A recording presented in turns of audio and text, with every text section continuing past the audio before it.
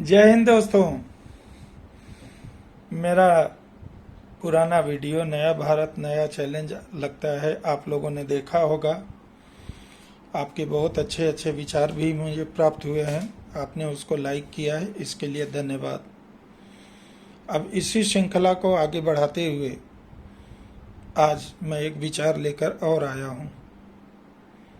स्पष्टतः हमारे विचार सरकार की नीतियाँ जो पूरे देश को प्रभावित करती हैं उन्हीं से संबंधित होता है। सरकार ने अभी किसान कल्याण अधिनियम कानून बनाया है। कितना हल्ला मच रहा है पूरे देश में।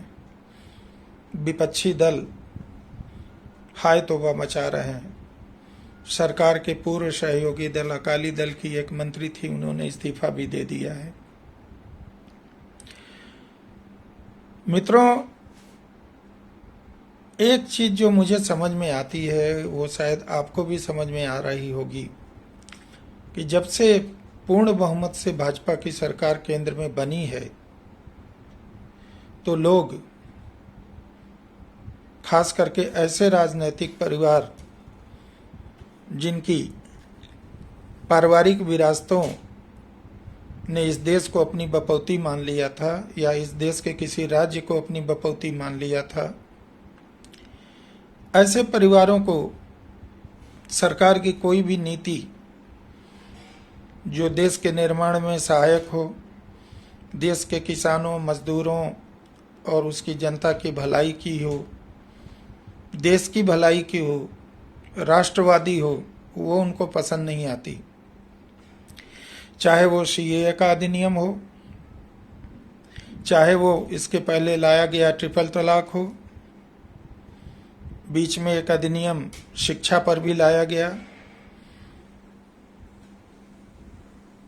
जिसके अंदर शिक्षा विभाग का नाम भी बदल दिया गया। ह्यूमन रिसोर्स मिनिस्ट्री से उसको शिक्षा विभाग का नाम दिया गया, क्योंकि ये पारिवारिक शासक, ये राजवंश भारत के इंसानों को रिसोर्स बोलते थे। ह्यूमन रिसोर्स यानी इंसान की गिनती अब मेटल में और संपत्तियों में होने लगी थी।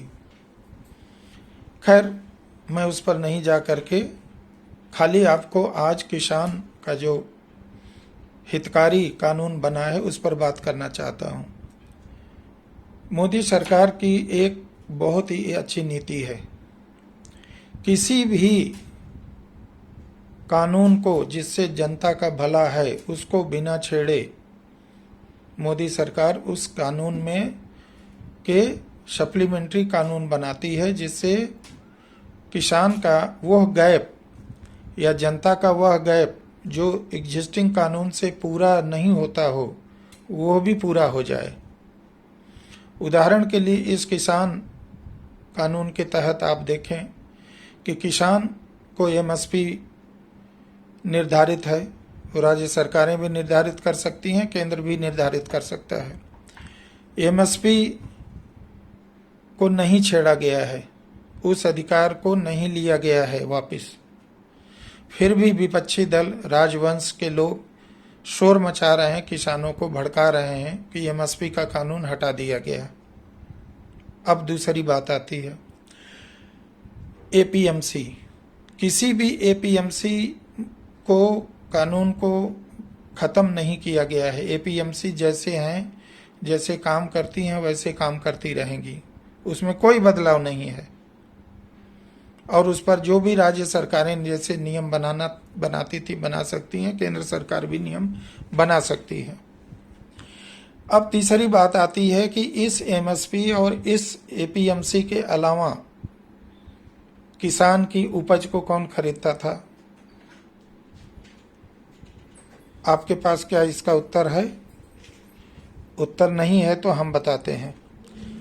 एमएसपी और एपीएमसी के अलावा किसान की उपज इन्हीं राजवंशी शासकों के दलाल खरीदते थे।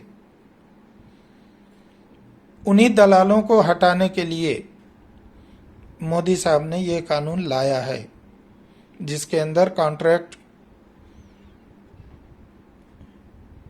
फार्मिंग की व्यवस्था की गई है और ये पहले से कई राज्यों में है। आपको आश्चर्य होगा कि टोटल कल्टीवेबल जो जमीन है जुताई और खेती के योग्य, उसका 60% भी जमीन पर खेती होना अब मुश्किल हो रहा है, क्योंकि जमींदार लोग खेती नहीं करते। वो उसको बटैया सटैया आधे पर पता नहीं कौन कौन सी भाषा जो अनादिकाल से चली आ रही उस पर दे करके वो परिवार या तो शहरों में बस गए हैं या उसको कोई भी मैनेजमेंट के पैरामीटर में बैठा करके देखा जाए, ऐसा कुछ नहीं हो रहा है। वो खेती हो रही है लेकिन बिन खेती के बराबर है और बहुत सारी जमीन लगभग बिन खेती के पड़ी है। उस पर ना खेती हो रही है, ना कल्टीवेशन हो रहा है, ना एग्रीकल्चर हो रहा है, ना फिशरीज हो रही है, कुछ नहीं हो रहा है। और मुझे तो यह शंका है कि ये राजवंश की निगाहें अपने दलालों और गुंडों के भरोसे उन्हीं जमीनों पर हैं, क्योंकि पूरे देश में ग्राम समाज के तालाबों को पाटने वाले यही राजवंशी लोग हैं। पूरे देश में नदियों को पाटने वाले और उस पर घर बनाने वाले यही राजवंशी लोग हैं या इनके बिल्डर हैं, दलाल हैं, जिससे आज बाढ़ आ रही है। छोटी नदियों के मुहाने बंद हो रहे हैं। शहरों में पानी की निकासी में बिल्डर मकान बना ले रहे हैं, वो इन्हीं राजवंशियों के हवाले के पैसे से बनते हैं। और जब पानी ब्लॉक हो जाता है तो शहर शहर में बाढ़ आ रही है। मित्रों, ये हो क्या रहा है? क्या आप इन्हीं के शिकार बने रहना चाहते हैं जीवन भर, या मोदी साहब को, भाजपा सरकार को आप कुछ मौका दे करके देख लेना चाहते हैं? इन चांडालों को आपने कितने साल दिए और इन्होंने बदले में आपको क्या दिया? गरीबी, भूखमरी, बेरोजगारी, बाढ़, सूखा, लूट मार, कमीशन खोरी, क्या क्या गिनाए। पीछे जाना मैं उचित नहीं समझता हूं। आगे आप 10 साल, 20 साल, 25 साल आप मोदी जी को दें, बीजेपी को दें, आप देखेंगे कि ये नया भारत और उभर करके सामने आएगा। संपन्न भारत होगा। जो ब्रैकेट्स खाली पड़े हैं उन पर भी खेती होगी। जो अनाज आप अच्छी क्वालिटी का है लेकिन आप मजबूरन एमएसपी पर बेचते हैं, आप एमएसपी से ज़्यादा दाम पर आप कारपोरेट को, कंपनियों को बेच पाएंगे। कंपनियां आपके इलाकों में, गांव में तमाम फूड प्रोसेसिंग प्लांट लगाएंगी। इससे किसान को उसकी कीमत का दुगनी दाम मिलेगा। ये कौन है जो इस विकास को रोकना चाहते हैं? किसानों को बर्बाद करके उनको मजदूर बनाना चाहते हैं और मजदूर बना के बम्बई, कलकत्ता, दिल्ली, मद्रास, पंजाब ऐसी जगहों पर माइग्रेट करके ले आते हैं। और जब वही वापस अपने गांव जाता है, उसके पहले इस पेंडेमिक में देखा इन राजवंशियों ने कैसे खेतीहर मजदूरों को भगाया। खेतीहर मजदूर मैं बोल रहा हूं, जिन मजदूरों को दिल्ली, बम्बई से, पंजाब से योजनाबद्ध तरीके से भगाया गया है, वो सब खेतीहर हैं। उनको मजदूर कांग्रेस ने बनाया, यूपीए ने बनाया, और फिर इस पेंडेमिक में उनको मार करके भगाया।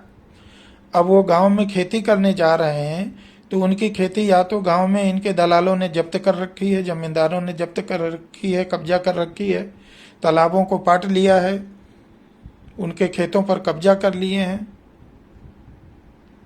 अब उन खेतों को इन्हीं खेतीहरों को सौंपा जाएगा। खेत का मालिकाना खेतीहर के पास ही रहेगा। कॉन्ट्रैक्ट फार्मिंग से ट्रेडिशनल खेती के अलावा उसके अंदर बहुत सारी कमर्शियल खेती भी शुरू की जाएगी, जिससे अच्छी उपज होगी, अच्छा दाम उसका मिलेगा और किसान खुशहाल होगा और 2022 तक उसकी आमदनी दुगनी होगी। इस चीज का जो विरोध कर रहे हैं, मैं तो कहता हूं कि आप उनका साथ कतई नहीं दें। आप सरकार के साथ किसान संघ के लोग प्रतिनिधि बैठें, बात करें, जिला कलेक्टर से बात करें, कानून को समझें। इसके बाद ही आप इन लोगों के षड्यंत्र में पड़ करके अपनी दुर्गति अगर आपको करानी है तो मुझे नहीं लगता कि कोई आपका भला कर सकता है। चीज़ों को समझें। और मैं दावा करता हूँ ये जितने विपक्षी हैं 15 दिन में ये बोलेंगे हाँ हमसे गलती हो गई।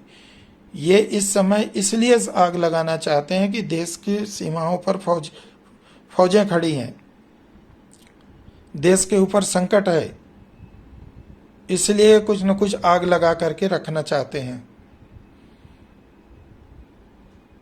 टारगेटेड हिटिंग हो रही है। मुंबई में नेवी के रिटायर्ड अफसर को मारा गया, पीटा गया। उसकी यही गलती थी कि कहीं से उसके पास कोई मैसेज आया था और उसने फॉरवर्ड कर दिया। तो जिसने वो मैसेज बनाया था, जो ओरिजिनेटर था, उसको क्यों नहीं मारते? उनको इसलिए उसको मारा गया ताकि फौज के जवानों में जो सीमा पर डटे हैं, नेवी के, एयरफोर्स के और आर्मी के, उनका मनोबल टूटे। आप ऐसी देशद्रोही ताकतों से बचकर रहें जो पैसे के लिए कुछ भी बेच सकते हैं। ड्रग माफियाओं का हाल देखो। खुलेआम बंबई में ड्रग की नदी बह रही थी। क्या प्रशासन को पता नहीं था? पुलिस को पता नहीं था? चाहे ये सरकार हो चाहे वो सरकार हो, सबको पता था, सबको हिस्सा मिलता था। इसलिए सब चुप थे। सबों ने पैसे कमाए।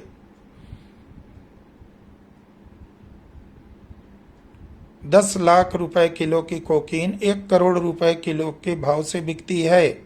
10 लाख गुना मुनाफा।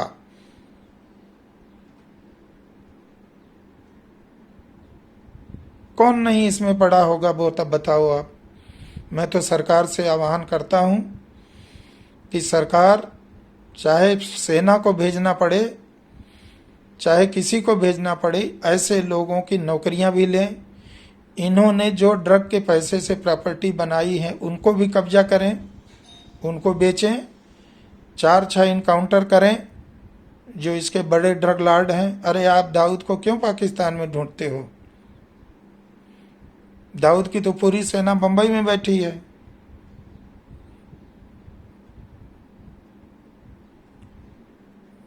ये सारे लोग, ये जो बड़े बड़े फार्म हाउस, बड़े बड़े आरटीआई से खुलासा हुआ है कि 1 लाख कंस्ट्रक्शन बंबई में अनधिकृत हैं। सरकार अभी आदर्श सोसाइटी को नहीं तोड़ सकी जो पूरी तरह से नाजायज बनी है और सेना की जमीन पर बनी है। किस बात का इंतजार कर रही है सरकार? जनता अब जाग चुकी है। होश में आ जाओ, नहीं कहीं के भी नहीं रहोगे। सब कुछ जो बनाया है सब कुछ जाएगा और साथ में जान भी जाएगी। जय हिंद।